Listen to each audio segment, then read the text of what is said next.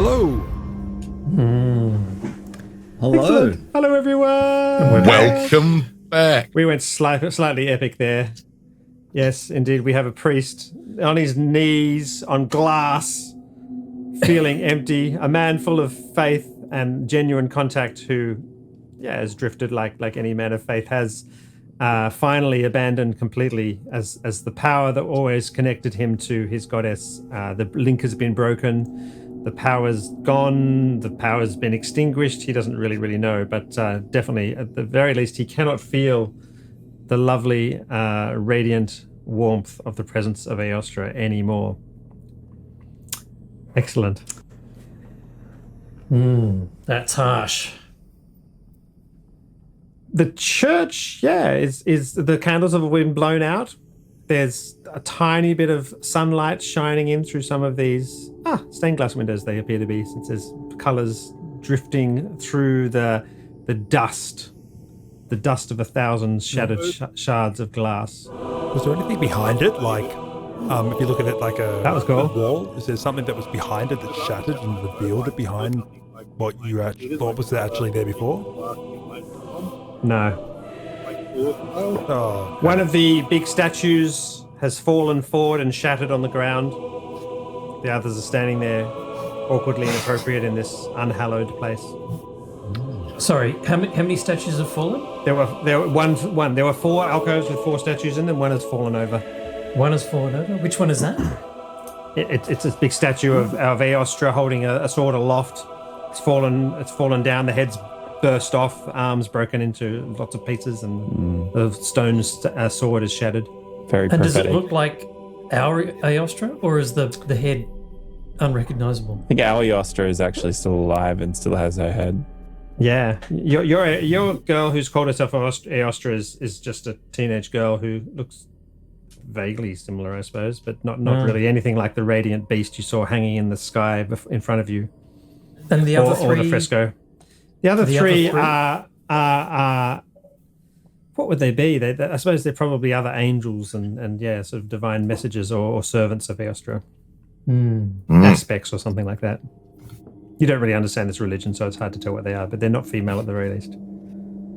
I am sort of half walk, half stumble across to Aostra. I don't know how far away she is. Yeah, 10 feet, 15 feet or whatever. Yep. I'll walk over to her. Aostra, you're here. What happened? I seem to have not known myself. I'm so sorry for taking you on this journey, friends.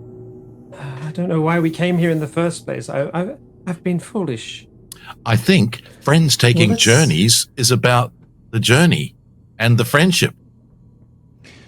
I thought it was to take my mother to get buried properly, but all that seems to have gone by the wayside. Oh dear.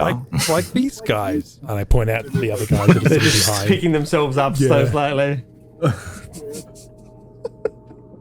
Look, I think we need to all come together and find our next step. I think I know what our next step should be, or at least mine. Well, let's.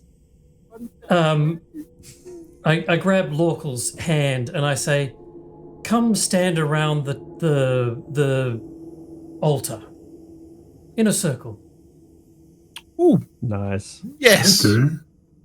I take Suno's other hand and I grab Eustace's and won't let go. My mother has a lot of glass shards in her. But all right. It's all right. We'll get rid of Just them. a few, just sprinkled on top. Okay. She won't feel it. Come on. Faradis, Come on, Faradis. close the circle. Okay, coming along. I grab each of their hands. It's kind of like, Aostra's holding Suno's other hand, is that right? Yes, and we can do Aostra's this. between Faradis and Lorkel and Faradis. hey, so that's lovely. hey, we are the most uncoordinated group of people ever. So you're standing around this altar. There are small drops of blood falling down every now and then from the fresco, going, and sort of breaking into lots of little fine mist of red on the floor and on the altar every now and then. This seems picturesque. I start a meditative technique used to access our beta waves and attempt to lure us into a fugue like dreamlike state, and I start to extend the kind of the second phase that I can access through. I reach that energy out through the palms of my companions, and I start to call into the void. I start to commune with the dreamscape. You want to see this bloody dream properly all together. I want to see it. I want to see it and share it with everybody. I love it. I love it. So yeah, you're all standing quite dubiously around this altar, thinking, I'm not dubious. I am in the friend zone. This is what right. friends do. I love it. Various in the levels friend of zone. commitment. I'm singing some, Dionne Warwick. That's what friends are for. Keep shining, keep smiling, knowing there you'll always end on me. For sure. Beautiful. Oh my gosh. And I'm sort of semi-delirious from whatever's happening to my hand. And it's now being from squeezed. Everything we've been through in the last 12 hours. Yeah, you guys have got quite a lot Sort of of blood feeling loss generally. emotionally weakened from everything, as well as physically. So I think I'm probably more susceptible than everyone else. I love it. Yep. I love it. Yeah. That's right. Blood poisoning. None of this. Like I've got a, we I've got might- a fever, and it's just We might like, try and convince you that reality is a bit vague. none of this ever happened. That's right. That's right. That's right. I'm gonna look down at Eustace and with a that kind of condescending kind of like, how's this? Isn't this cool? Yes. Like With the a Brett. snap, you are all suddenly standing in the same circle on an open plain of healthy wheat, with the sun shining down and the wind gently swaying the heads of the wheat. We're dead. It's all of you with your actual faces. It's like Gladiator, absolutely. We are- Disadvantage on your next roll. In Elysium. There's Aostra there, and Lorcal, and everybody. Aressa, Eustace, even. Is my mum there? Nope. Have I got armor And and everything? Faradis. And you are, yes, gloriously equipped. Oh, Shining armor. All the weapons that you wrote down in your character sheet. Totally, Them all. totally looking forward to having all those weapons and everything. Faradis says, I never want to wake up. I never want to No. wake up. Sleep. Keep the dream. But also in the circle was an ancient-looking man. Beautiful silver hair, warm wrinkles, and a smile that would melt and at the end of a planet. He's Very good looking like the shining sunrise and strong like a tree. You all back up gently, letting your hands fall, and he points at the ground, and a door rises up out of the ground. He opens his arms to Aressa, who walks up to him, and they embrace like a loving father and daughter. Me, or are you meaning Eostra? Not Aressa, I meant Aostra, thank you. Like, whoa, I got no agency here? What are you talking about? No, you can do whatever you like, that's right. He indicates to the door, and Aostra, thank you, why do we have two E-names? You have to change her name now, she's not a goddess.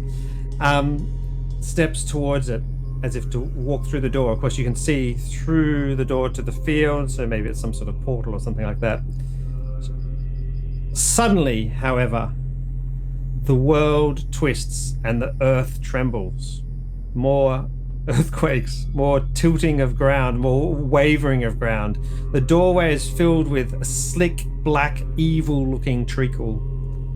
And her hand, which was reaching out first, is stuck in the treacle, and she's desperately trying to tug her hand out as it draws her in slowly. Terror fills her face, the sort of terror you could see in Aostra's face when she was in immense pain in the real world. What do people do? Does someone rush forward to try and help her? I'm gonna grab her hand and try and pull her out. Yep, so you rush forward to try and stop her. It's hard to keep your own footing, though, as the ground seems to tilt up as if to throw you both into the door, and this black treacle spreads out from the base of the door. I leap forward and grab Murray's other hand. Yep. So you're kind of trying to wedge your feet in the corn. The ancient man looks concerned, confused just for the briefest of moments, and then he raises his hand to dismiss the door. But as it starts to disappear, the world or the room or whatever you're in tilts even more viciously up and tosses back and forwards, and you're all thrown around in the field like dogs. The door shrinks, but not before you're all caught up in the darkness. Each of you manage somehow to touch some of this treacle and are yanked into the doorway as it disappears from this field. Your nose and your ears are filled with thick, inky blackness, and the world is lost to you. You hold your breath, and you seem to have to hold your breath forever. You're sliding down. It's all dark. Light is lost to you. You're desperately holding your breath. You thrash against the liquid, trying to find the surface, trying to climb out, trying to keep the blackness out of your lungs. And suddenly you slip into free space, and you're tumbling through literally the air, wheeling, arms struggling to stabilize your fall. If you think back to where each of you landed originally when we started the campaign, your impact on this small town, except obviously Eustace, and there's enormous explosive force radiates out from your bodies as you obliterate the town, and just the sheer G-forces of the pressure wave shatter all the organs and brains and limbs of all the townspeople who are all killed. The buildings fare little better, and you end up in those situations. Eustace escapes first and is flying and trailing, and every little bit of trickery from your long life, Eustace, you kind of go through this time-long experience of running from churches bearing the holy items of gods, or sort of the clothing off the line of innocent people, or every bit of trickery and fun that you have ever participated in. And then suddenly a noose of judgment closes in around your neck, and you're being hoisted up and left by bullies trying to take away your power. And you find yourself, quite a long time before the rest of your friends, hanging from a tree, desperately struggling for breath, hung left to die, but rescued at the last moment by a kindly woman who'd never had a child of her own, who thought it right to take on and care for this young individual, no matter how hideous and hurtful he was to the eyes. At that moment, the vision starts to fade as it overlaps with real life, and you all snap with another pop back into the temple. So, when I think back, do I actually get a chance to look at the mountain ranges and see if I can position myself in terms of like where I'm located? Is that possible? No, it was an endless, infinite field. So no mountain ranges. Got it. What was that I saw? More strange visions. So confusing. Who said that? Sorry, is that Aostra? That was Aostra, yeah.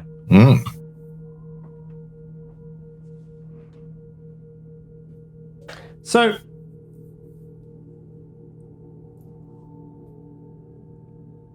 yeah, I mean, that's what you all saw. Any questions? Any more questions?